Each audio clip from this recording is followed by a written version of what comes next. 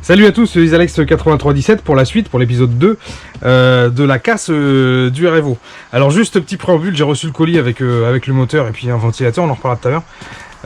Je sais pas si vous c'est pareil, mais moi quand je regarde YouTube, les vidéos de Mani ou d'autres, mon attention se focalise sur les sujets qui m'intéressent du moment ou les pannes que j'ai eues, mais je peux passer à côté de certaines choses. Là en l'occurrence, je viens de revisionner une vidéo à Mani d'il y a à peu près 2 mois. Qui parle de son REVO et où il a une sorte d'amorce de serrage, je sais pas si on peut appeler ça comme ça, où sa transmission s'arrête une seconde et son REVO repart. Et à la fin de la vidéo, il dit même ah bah je comprends pourquoi les mecs crament les moteurs d'origine, surtout l'été. Bon bah c'est pile poil mon cas. Sa vidéo s'appelle Traxxas REVO 2, moteur d'origine encore pas bon, je crois, un truc comme ça. Donc du coup c'est tout à fait mon cas. Moi j'habite dans une région j'habite dans le sud, hein, il fait assez chaud et en plus je roule entre midi et 2, donc même l'été hein, forcément. Donc là quand ça m'est arrivé c'était en plein mois de juillet, début juillet, fin juin, donc il faisait assez chaud, donc ceci explique cela. Donc visiblement c'est bien ça la cause de ma panne, c'est plus le moteur qui a cramé et qui a fait claquer le diff derrière qu'inversement, parce que tout simplement il a eu trop chaud. On parlait remplacement moteur, j'ai reçu ça. J'ai quand même pris un ventilateur en plus. J'ai pris un petit Castle, là je sais pas ce que ça vaut, mais ça lui fera pas de mal dans tous les cas, c'est sûr. Donc voilà, puis il est plutôt sympa. Le fait qu'il tienne avec des riselants, ça me paraît pas mal, parce que les trucs qui se clipent, ça, suivant les chocs, j'ai peur que ça se barre. Donc moi avec les riselants, je pense que c'est bien, mais après je peux me tromper. Je le répète encore, je suis débutant. Donc si vous voulez avoir la genèse un peu de cette histoire, il y a l'épisode 1 qui est en ligne sur ma chaîne là. C'est sans prétention puisque je suis débutant. Mais voilà. On va passer au moteur. Le moteur est arrivé, on va reprendre ce que je disais à propos de Robitronic. Alors là, Riser, je sais pas pourquoi. Si Robitronic c'est là, ok. J'avais dit dans l'épisode 1 qu'il me semblait que le Robitronic c'était la gamme Hobby-Wing, mais ancienne gamme, donc les nouveaux modèles gardés sous badge Hobby-Wing, et tout ce qui était ancienne gamme, plutôt que de s'en débarrasser, rebadgé Robitronic. C'était une hypothèse que j'avais mis, parce que j'ai pas trouvé trop d'infos. Bon après si on lit la boîte, un moteur brushless, et il y a bien marqué Powered by Hobby-Wing. Je sais pas si on le voit, c'est là. Donc je pense que ça veut dire ce que ça veut dire, hein. L'hypothèse me semble bonne, hein, c'est plutôt ça. Donc au niveau tarif, pour la pièce d'origine, alors je vais parler en France, hein, on a déjà parlé des trucs étrangers, etc. dans l'épisode 1 là. En France ça vaut 160 € ça, même si j'ai vu qu'il y avait une promotion chez Braise en ce moment à 125 € hors frais de port, pour la pièce d'origine Traxxas qui est un faux 4274, on l'a vu dans l'épisode 1. Le vrai Hobby-Wing, le dernier 4274, donc en théorie le même que ça, mais gamme actuelle, il est à peu près 110 €. Et celui-ci, le Robitronic là, il est à 70 €. On va ouvrir la boîte, je vais le découvrir en même temps que vous. Pour le coup, j'ai un peu peur des connectiques, enfin un peu peur. Je pense que les connectiques ça va pas aller, quoique si c'est du Hobby-Wing, ça se trouve, ça va être plug and play, j'en sais rien. Et voilà, après le reste, ça devrait aller quoi. Ça devrait aller.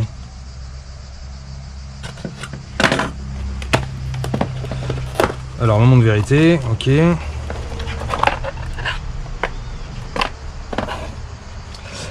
Le voilà. Bon alors d'aspect, après avoir vu le Hobby-Wing là en photo, etc. là, c'est vraiment exactement le même corps. Il n'y a que les marquages qui changent. Et avec un peu de bol au niveau des cosses. Alors, on va voir. Bon, ça va pas, ok. Ça va pas, c'est trop petit. Donc au niveau des cosses ça va pas, mais je m'en doutais un peu, donc on va bricoler un peu, je pense que ça se dessoude. Tiens, je vais regarder si ça va, parce que du coup, je suis même pas sûr au final. T'as pas raison. Ouais, cool, ok. Ça c'est bon. Donc voilà, ça va pas aller. Après tous les points d'ancrage, ouais, j'en vois 4 là. J'espère juste que je pourrai bien tourner les câbles pour pas qu'ils frottent sur la carreau du REVO, donc ça me paraît pas mal. Alors à voir, à réfléchir. Soit je m'embête à... C'est pour ça que j'avais enlevé une gaine thermo là, ici là. Ça aussi ça se dessoude. soit je m'embête à ressouder les bonnes cosses ici, ou soit je fais un autre système, je vais vous montrer. Donc la deuxième solution, ça serait de mettre des liens comme ça là, mais je suis en train de regarder l'ampérage, les plus gros c'est 48 ampères sur les jaunes là. Et alors on dit que les varios font, celui-ci fait un peu plus d'une centaine d'ampères. 120 ampères je crois, mais c'est l'info est pas facile à trouver. Après, voilà, je pourrais mettre ça. Je pourrais mettre ça et faire le lien avec les prises du vario. Mais je sais pas si c'est... Je sais pas. Faut que je réfléchisse. Je sais pas si ça supportera l'ampérage, et en plus dans tous les cas, en plus de couper les fils du moteur, il faudra que je coupe les fils du vario qui sont là pour les souder direct. Autant au final couper essentiellement les fils du moteur. Je vais partir là-dessus. Je vais prendre les cosses du moteur d'origine et je vais les ressouder là-dessus. Le deuxième problème qui va se poser, c'est le branchement, parce que là ok il y a un code couleur sur les moteurs Traxxas, mais il n'y a aucun marquage sur le moteur. Là aussi il y a un code couleur, il n'y a aucun marquage sur le moteur, et je sais pas qui va où, et il y a certainement une notice là-dedans qui va me le dire. Ok, il y en a une. Donc pour le branchement, bon, la notice elle est soit en anglais soit en allemand, donc en anglais ça va aller. Comment connecter le moteur avec l'ESC? Ils disent qu'il n'y a pas de polarité, alors je vais essayer de m'approcher, bon de toute façon vous me faites confiance, il n'y a pas de polarité entre ABC de l'ESC vers le moteur. Donc il y a marqué pas d'inquiétude de comment vous allez le brancher. Si vraiment nécessaire, faudra inverser deux fils si le moteur il tourne à l'envers. Bon, bah on va partir là-dessus là, donc on va brancher au pif et puis on verra bien ce que ça fait. C'est marqué sur la notice, donc allons-y. Bon, avant de souder quoi que ce soit, je voulais regarder s'il était possible de bien mettre le moteur, parce que sur les Revo, si le moteur a les câbles en l'air comme ça là, s'il est fixé comme ça et qu'il est comme ça vers le variateur, et ben les câbles ils touchent la carrosserie et j'essaie de bien me mettre. Voilà, et les câbles s'usent ici là et ça bouffe les câbles, donc faut bien tourner le moteur. Donc je sais pas si j'ai les bons points d'ancrage pour mettre le moteur à la bonne place. Donc du coup, erreur de débutant, la vidéo est là pour ça, hein. Parce que là du coup c'est un peu galère pour trouver, pour se mettre dans la position où va le moteur, pour trouver les bons trous. Alors je sais pas si on verra bien, mais voilà, des trous, il y en a 15 000 dans le moteur là. Il y en a 15 000 dans le support, avant de trouver la bonne position, bonjour. Du coup, moi je bosse jamais sur un truc sale, donc j'ai bien nettoyé toute la voiture, donc la pièce elle est, il n'y a aucune trace elle est toute propre, et il n'y a aucune trace de où est-ce que étaient les vis avant. Donc c'est un peu con, donc il va falloir que je réfléchisse, que je fasse des essais, etc. Alors que si j'avais pas nettoyé tout de suite, et si j'avais essayé de la mettre à la place, sur la même place que l'autre moteur, j'aurais été pas mal. Donc dans mon malheur, j'ai un peu de chance, enfin dans mon malheur, c'est pas très grave, hein, mais j'ai un peu de chance parce que ok, j'ai nettoyé la pièce, j'ai plus les repères où se mettait le moteur pour gagner du temps quoi. Hein. Ça se retrouve, hein, on y allait doucement je pense. Mais par contre, heureusement, j'ai pas poussé le vis jusqu'à nettoyer l'ancien moteur qui a cramé. Et du coup, je vois encore la trace ici de où se mettait le support. On voit l'arrondi là, l'arrondi il est ici. Donc le support, il allait comme ça sur le moteur. Voilà. Je mets le saleté, tac. Donc c'était ce trou là et ce trou là. Donc voilà pour ça. Du coup, si je veux mettre les câbles au même endroit avec le support au même endroit, eh ben, j'ai juste à faire ça. Tac, je mets les câbles en l'air comme celui-ci là. Je sais pas si on voit, voilà. Donc voilà, je le mets pas comme ça. Je le mets comme ça, comme l'autre. Et je prends ça. Et je décale là. Là, voilà. Et là voilà, on visse et on regarde. Raté, c'est des trous M4. Ok, on réfléchit encore alors. Oh, d'accord. Non mais ça va pas non plus. Parce que c'est du M4, mais le trou du machin c'est du M3. Mon dieu, je vais pas m'en sortir quoi. Donc ce que je vais faire, on va tourner d'un cran. Ça nous amène là. Sur les trous M3. Je visse et on regarde si ça passe. Tac. Ouais non, ça va pas. Ça va pas, les câbles ils butent sur le vario, il est trop tourné. Il est trop tourné et je peux pas le régler pour que le pignon il touche quoi, ça va forcer sur les câbles. Donc échec, soit il me faut du M4, soit il faut que je trouve une autre solution. Bon, du coup, ça passe pas, il n'y a pas 36 000 solutions possibles. Donc j'ai fait un test, j'ai fait passer les câbles sur le côté, mais l'autre du côté opposé, quoi. Je vais remettre ça là vite fait. Du coup, j'ai pas trop le choix au final. Bon, là ça passe, hein, comme ça je peux régler l'entredent du pignon, voilà.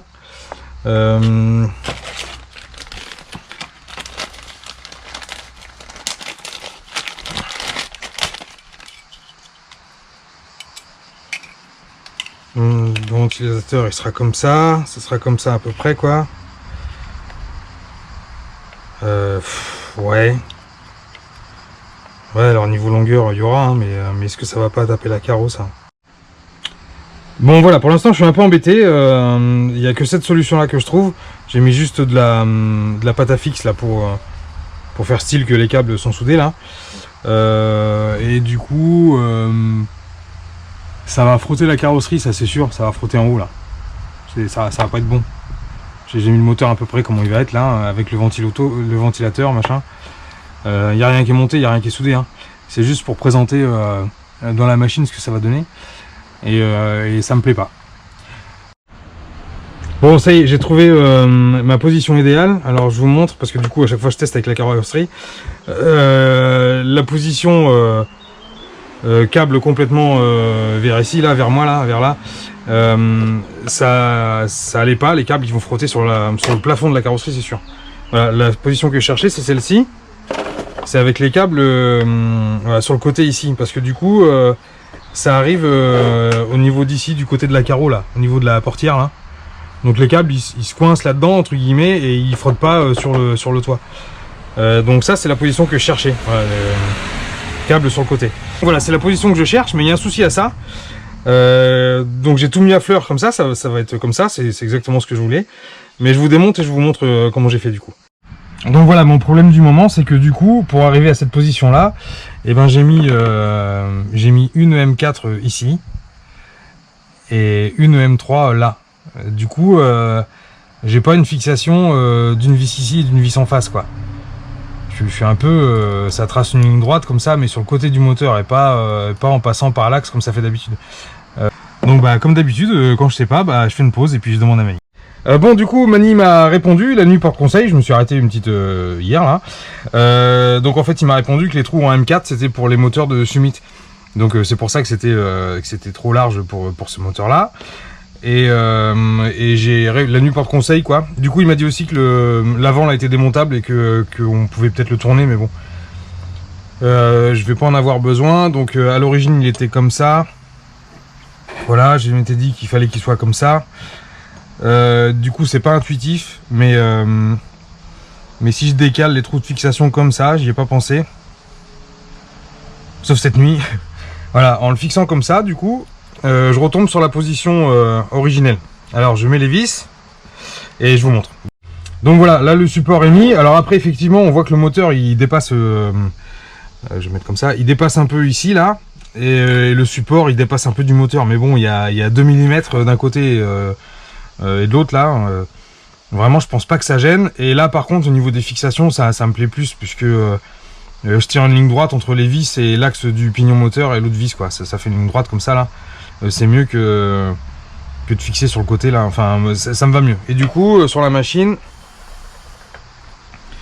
si je le présente, voilà, il sera comme ça. Et du coup voilà, nickel. Les câbles ils butent pas sur le vario là. Ouais, on voit. Ouais, okay, on voit. Donc les câbles ils butent pas sur le vario et ils sont bien sur le côté. Ils se fixeront comme ça.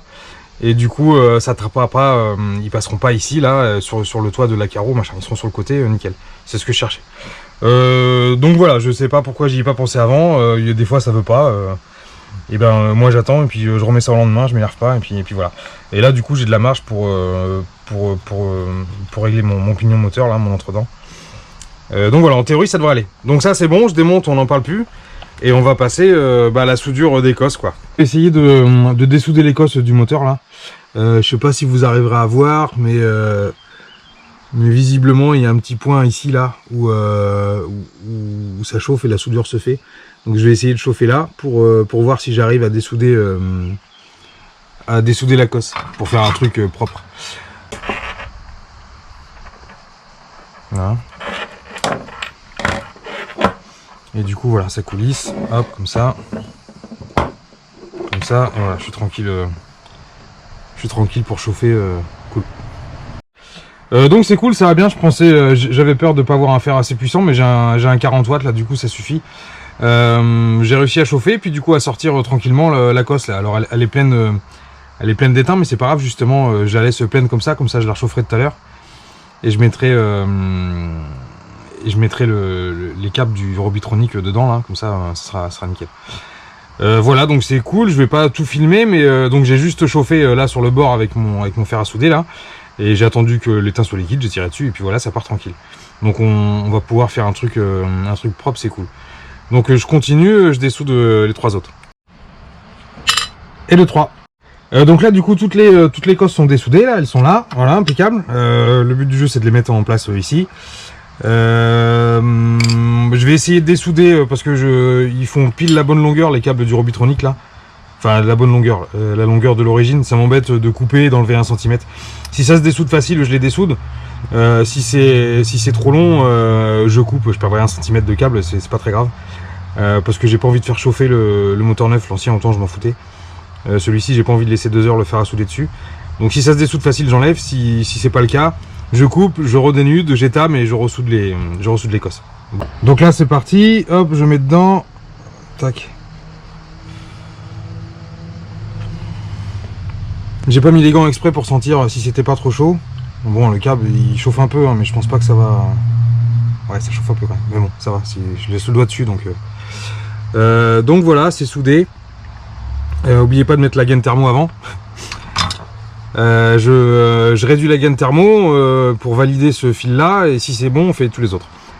Donc voilà, l'avantage d'avoir dessoudé et pas avoir coupé les fils, c'est que tout était bien étamé, et du coup j'ai pas eu besoin de remettre de l'étain. Je sais pas si on voit, voilà, c'est bien soudé, c'est bien rempli d'étain, le câble il bougera pas, c'est sûr quoi. Donc c'est propre. Donc voilà, pour la gaine thermo je la mets bien, donc tout est bien soudé, impeccable, c'est bien rempli d'étain. Je vais la mettre à fleur ici comme c'était avant sur le Traxxas.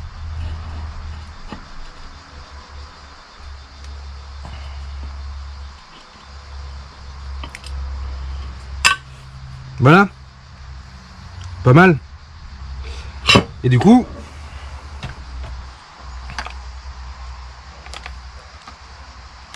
plug and play, on est bien. Alors là encore je suis débutant, hein, mais un petit conseil quand vous essayez de dessouder un truc qui a été soudé en usine, etc. là, n'hésitez pas à recharger un peu en étain frais entre guillemets, parce que je pense qu'il y a des produits là-dedans qui font que ça fond plus facilement, et du coup ça, ouais, on voit il y a une espèce de vernis là, et du coup ça se mélange avec l'ancien étain d'usine, et ça fond plus facilement. Donc ça sert à rien de faire chauffer 10 ans. Vous rajoutez un peu d'étain frais entre guillemets, et ça aide, je trouve, ça aide à dessouder quoi. Voilà. Et là là. Hop.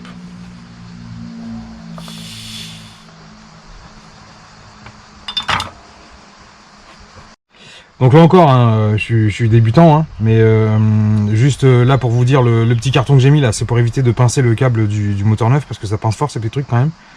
Voilà, et quand vous voulez souder 2 pièces ensemble comme ça, là, moi je chauffe un peu l'autre là, et comme c'est pas facile d'avoir 3 moins, même si ça tient mais sans plus, vous mettez le truc en tension, ce qui fait que quand je vais pousser là, ça va faire rentrer le câble dedans quoi, tout seul, entre guillemets. Voilà, donc les 3 causes sont dessoudées du Robitronic, et là je ressoude les prises Traxxas. Voilà, c'est soudé. La petite gaine thermo.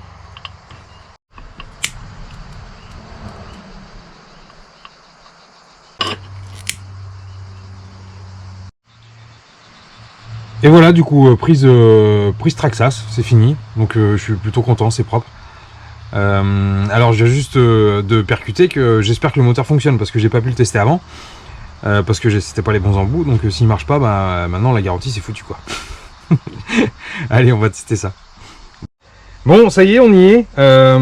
Les câbles sont branchés là. Voilà, j'ai pas mis en place le moteur, rien, c'est juste pour voir si déjà ça tourne.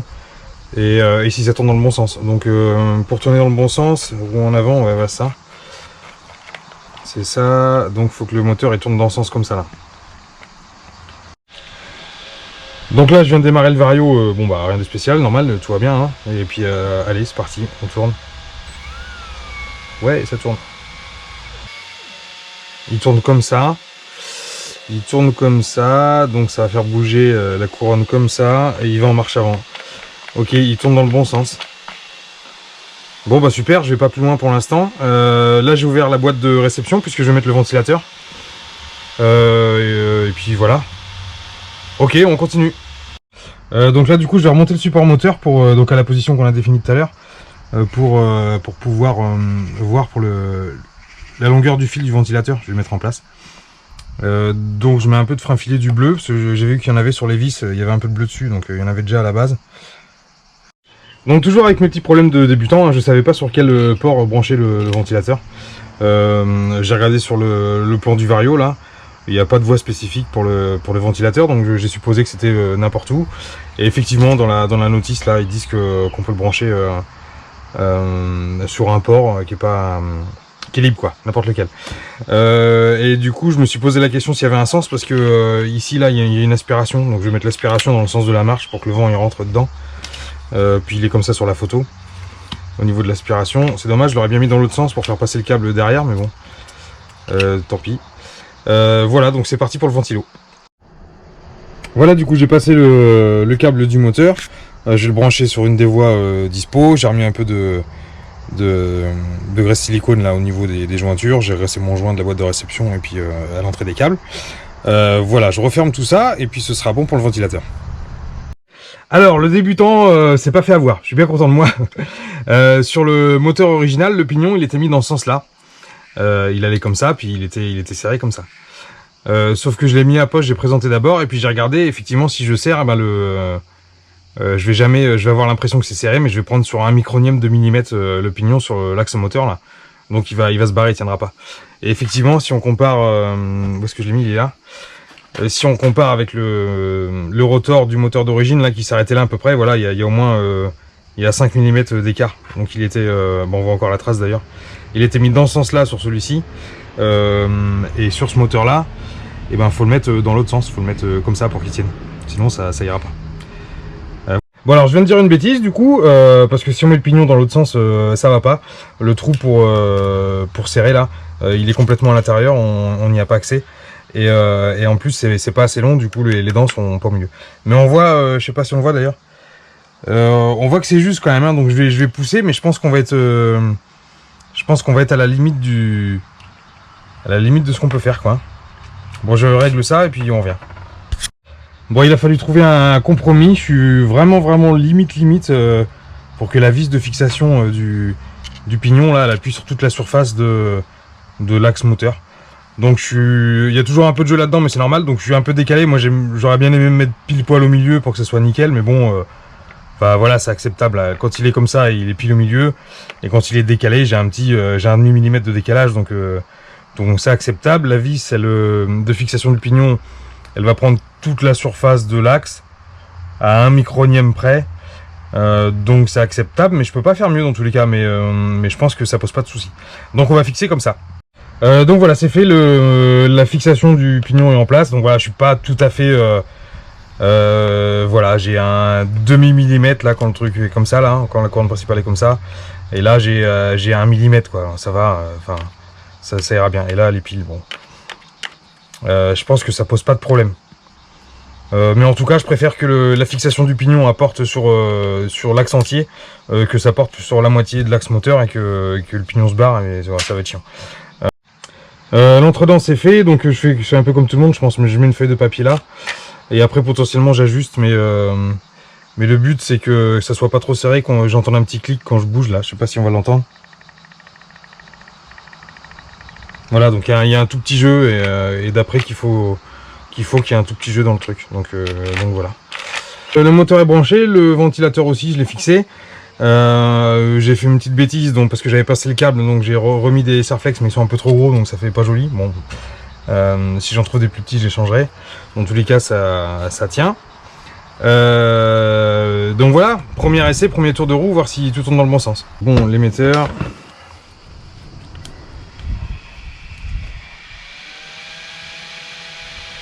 Il y a tout qui tourne, et puis bah c'est parti.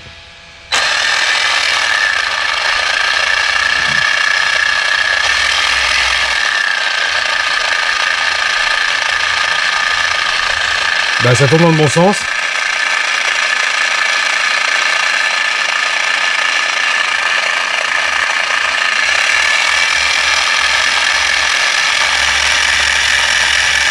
Bon, au niveau du pignon, c'est acceptable du coup, hein. Il se cale comme ça, mais il est bien du coup. Tout est remonté, les roues, il me manque juste la carreau à remettre. Je voulais juste voir un truc, si le moteur ça changeait quelque chose au niveau du Traxxas Link là. Bon, moi je m'en sers essentiellement pour la température de l'ESC, la température et la tension de batterie. Après, je voulais voir si ça marchait les RPM là. Avec le nouveau moteur, effectivement, ça fonctionne. Je savais pas du coup si ça le prenait.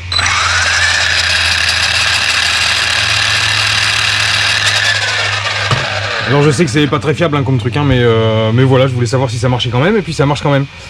Bah écoutez, la vidéo va se terminer là. J'espère que ça en a aidé certains si jamais ils sont en galère. Mais je reviens là-dessus, je suis un débutant, hein, donc c'était pas pour vous montrer comment faut faire, c'était pour vous montrer un peu mes galères. Donc au niveau des galères, là où j'ai le plus galéré au final, c'est comment positionner le moteur sur le support là. J'ai pas vu tout de suite où il allait pour pouvoir mettre mes câbles bien là. Alors du coup les câbles frottent pas, hein, ils sont proches de l'ESC là, mais ils frottent pas, hein, ça gêne pas du tout. Voilà, c'était la plus grosse galère au final, c'était pas si compliqué que ça. Heureusement que Mani était là pour m'aider quand même, je l'ai spammé le pauvre, encore merci à lui pour m'avoir aidé et pour tous ceux qui l'aident. Donc au final je pense que c'est résolu, je pense qu'on est bon et que c'est reparti pour un tour. On verra bien combien de temps dure le moteur, mais il n'y a pas de raison qu'il dure pas longtemps. Et voilà, merci à tous, on se quitte sur un tout petit essai routier, juste sur la route, voir si tout tourne bien, doucement.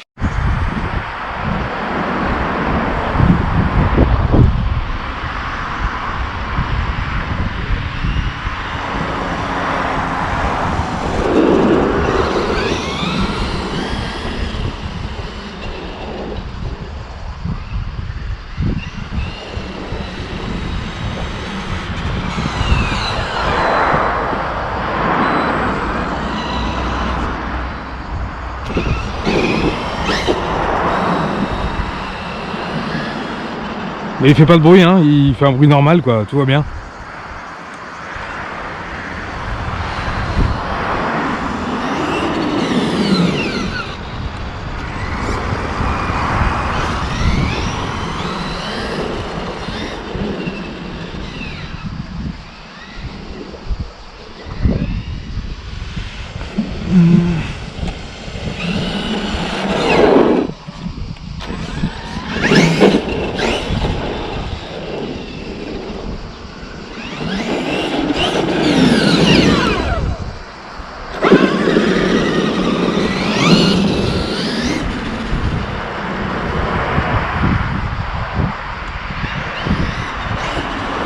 Et ben c'est validé. Oui, en vie, il va bien. Alors je suis en train de me rendre compte qu'il est plus doux qu'avec l'ancien moteur. J'entends par là que le démarrage, là j'avais du cocking. Je peux démarrer, je peux rouler vraiment doucement quoi. Et le moteur d'origine, il n'était pas si souple.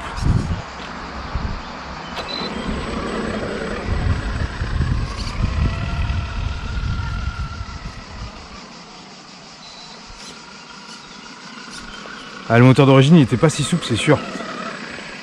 Je peux limite faire du crawler quoi.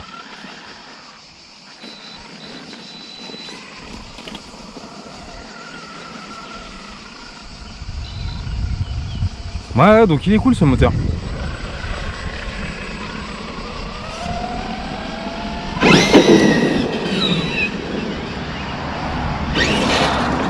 Allez, à plus.